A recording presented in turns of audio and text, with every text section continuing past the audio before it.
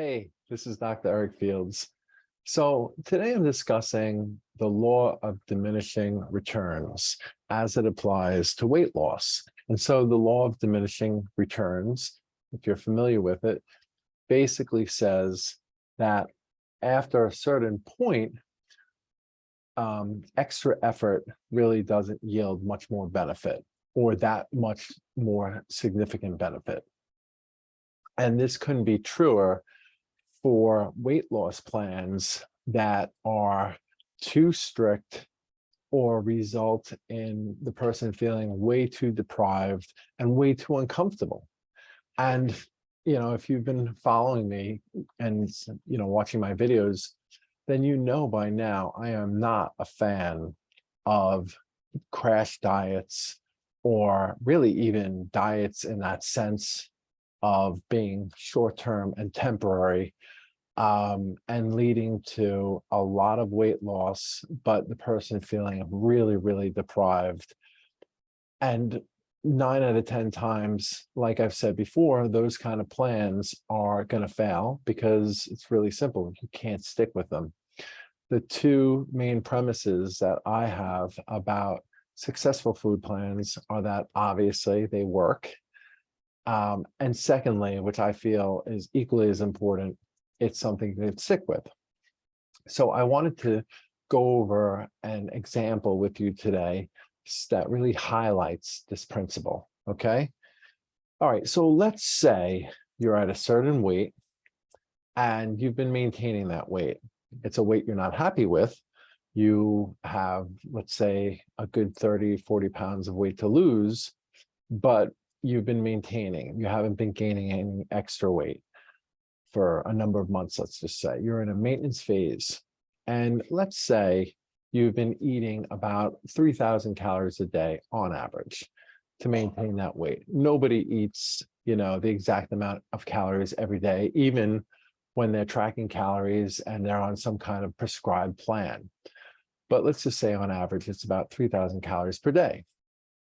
Now, let's say you want to lose weight and you want a moderately aggressive deficit.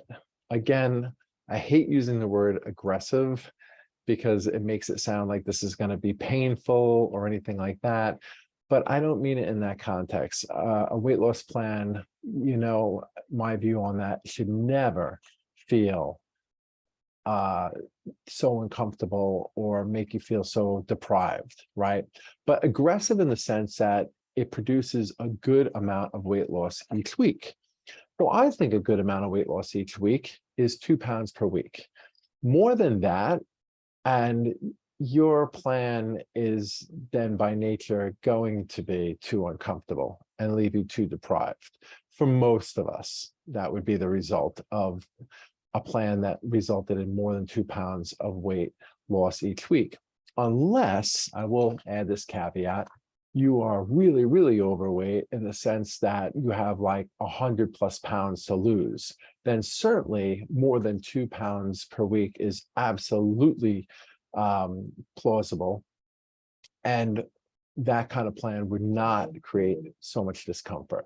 But if you're talking about 30 to 40 pounds of weight that you need to lose, which is a moderate amount, a moderate plan that produce results pretty quickly, not super quickly, not like a crash diet, but pretty quickly in the sense that you're losing 2 pounds a week steadily. And so in about 20 weeks, 15 to 20 weeks time, voila, you're there, which, as I stated yesterday, when you think about it, is really not that long of a time. Okay, so to produce or to have a 2 pound weight loss each week, you would need to cut out 7,000 calories out of your weekly eating. That sounds like a lot. It's really not that much. 7,000 calories over the course of a week would, of course, result in a plan that would need to put you in a deficit each day by 1,000 calories, right? So you would need a plan that you would be consuming about 2,000 calories per day. And that would give you your 1,000 calorie a day deficit from 3,000 and result in 2 pounds of weight loss each week, because 3,500 calories equal a pound approximately. Okay. For a lot of you, even when I break it down like that, you might be thinking, well, that still sounds really, really drastic. 1,000 calories. I mean, for any of you mathematically oriented people, that's a 33% reduction in calories, a third reduction. That's, significant. That's substantial. But here's the thing. A lot of times, those extra calories are from food that is really calorically dense. And so what I mean by that is it's food that has a high caloric cost. You eat one donut, it's really not that big, but that's several hundred calories easily right there, right? And it doesn't really fill you up that much. So there's a real cost to eating those kinds of food too often. Certainly, you should be allowing yourself to have treats and snacks like that once in a while, but obviously if you're eating that too often, it's a problem. And those extra calories will really add up. So you're talking about where a lot of these extra calories are coming from are foods that have a real high caloric cost. They don't fill you up a lot, but they sure add extra calories. So you're talking about sweets, of course. You're talking about nuts. That was my big thing. I was never a sweets person. I still am not, but I definitely love my nuts. A handful of nuts is easy, a couple hundred calories right there. And condiments, salad dressings or different toppings, or that can really up the calories quickly. Cheese, if you're adding cheese to a lot of things, I love cheese. But if you're not using reduced fat cheese and you're using, regular cheese made from whole milk, that can be a lot of calories as well. So when you look at where a lot of these extra calories are coming from, 1,000 calories is really not that much, because chances are it's not coming so much from, the main brunt of your meal. It's coming from like a lot of these extra snacks and these extra toppings and everything else. Okay, so hopefully I've sold you on the idea that 1,000 calories a day may very well not be drastic for you at all. And for those of you where it is drastic, then it's quite simple. Don't have a 2-pound weight loss weekly goal. Make it a pound and just, find 500 calories a day that you can get rid of. There's no shame in that. In fact, I much rather have you be on a plan where you're losing a pound a week, but you're consistent and you're sticking with the plan and it's something that's not making you uncomfortable. Much rather have that. Slow and steady wins the race, right? Brings us to that parable about the tortoise and the hare. So that's the kind of mindset that I want you in. Now, for those of you that were not impressed by my video the other day, where I talked about the all or nothing thinking and us setting ourselves up for failure by creating these plans that are like way too strict and just require way too many drastic changes in our lifestyle. We say like, all right, I'm going to lose weight. I'm running 5 miles a day. And then I'm going to come home and lift weights. And I'm only going to live on 1,000 calories a day, or maybe even less. And I'm fasting 2 days a week. I mean, you're never going to stick with a plan like that. And if you do, you'll stick with it for maybe a couple of weeks. So then you'll hate yourself and hate life, and that'll be the end of it. Really don't want that. So I have an example here to just try to illustrate what I'm trying to talk about. So you have this eating style of about 3,000 calories a day, and you cut down 1,000 calories a day, and now you're in a weight loss phase, and you're like, wow, Dr. Fields is right. I cut out some of the snacking, I cut out the condiments, I did this and that. And another way you could do it, right, is cutting out 500 calories a day, but then expending 500 calories a day with exercise, right? There's a 1,000 calorie deficit there too. For those of you that are like, it's hard to find 1,000 calories to get rid of a day. You can do it that way as well.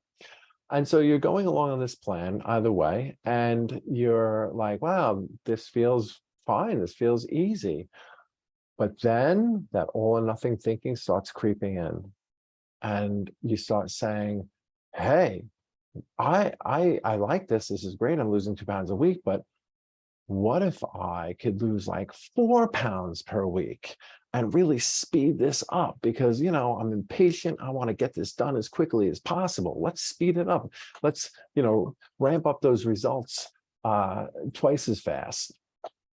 So to do that, then coming from your 3,000 calories a day baseline, now you'd have to cut out 2,000 calories a day, which would leave you a plan where you'd be only consuming 1,000 calories a day, because that would be a 2,000 calorie per day deficit times 7 days, right? Is 14,000 calories. That's 4 pounds, right? Divided by 3,500. I have the numbers written down, just so you know. I'm not doing the math in my head. 1,000 calories a day from baseline is a 66% reduction, right? Which makes sense. It's twice the reduction from 33%, which was when you were in a moderate plan, a plan that's comfortable, easy to stick with. And now you've ramped it up to doubling your results, which sounds great, right?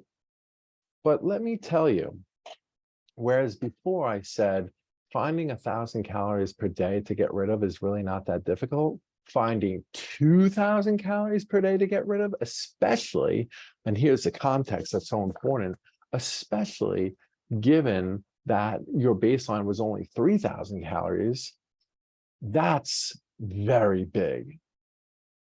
Surviving on 1,000 calories per day from 3,000, you're now having to get rid of a lot of calories, and you're actually having to decrease meals sizably. Not just getting rid of like extra snacking meals or that kind of thing. I mean, we're talking about literally eating a significantly less amount of food each meal. No snacks whatsoever. There's no room for a snack once in a while, which I'm a big believer in, that you should be able to, you know, take that into account, that, you know, you should allow yourself a snack every now and then. No, there's no snacking whatsoever on this new plan. And the meals are very small. And now you feel really uncomfortable. You are in a constant state of significant deprivation, and you feel it. It feels hungry. You feel hungry. And you might even be slowing down your metabolism a little bit at that point. So even more so, you know, giving credence to this idea of the law of diminishing returns. But what I mean by the law of diminishing returns in this sense is like, yeah, you up the effort and you got double the results. But here's the law of diminishing returns. Your enjoyment of life, your fulfillment of life, every day feels painful. Every day feels like such a chore. Sticking with this plan is miserable. You feel like a prisoner. Is that added effort worth another 2 pounds per week? Is that added effort worth getting to your goal a bit earlier than it would have normally taken you? If your goal on the more moderate plan, if that was a journey that needed to be about 20 weeks, okay, now it's 10 weeks, but it's 10 miserable weeks. It could have just been 20 very enjoyable weeks with very little discomfort, and now it's 10 miserable weeks. I don't know about you, but I'll take the 20 enjoyable weeks where I'm still feeling positive about my eating plan and my progress and everything else, and hating life for 10. So something to think about. This is just another example that reinforces my point. Slow and steady is the way to go. If you can't stick with the plan because it makes you so miserable, it's not worth it.